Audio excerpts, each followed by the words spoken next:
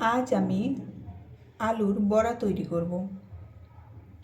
তার জন্য আমি আলু নিয়ে নিয়েছি, এমন কুচি কুচি করে কেটে নিয়েছি। চলুন শুরু করা যাক। দিয়ে দেব লবণ, পেঁয়াজ কুচি, কাঁচামরিচ কুচি, কাঁচামরিচ বাটা, গোটা জিরে, হলুদ গুঁড়ো, দিয়ে দেব তেল, ডাল বাটা। এবার হাত দিয়ে ভালোভাবে মেখে নেব।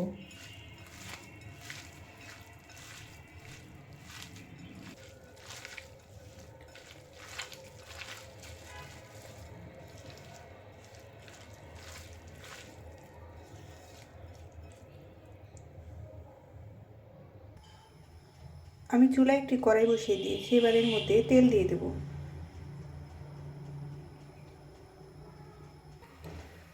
তেল গরম হয়ে গেছে, এবার মাখিয়ে রাখা আলু দিয়ে দেব।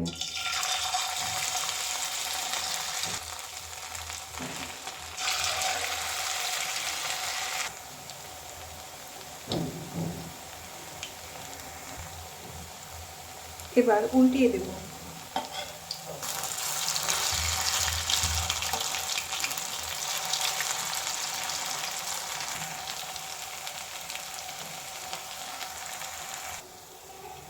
ভাজা হয়ে গেছে, এবার তুলে নেব।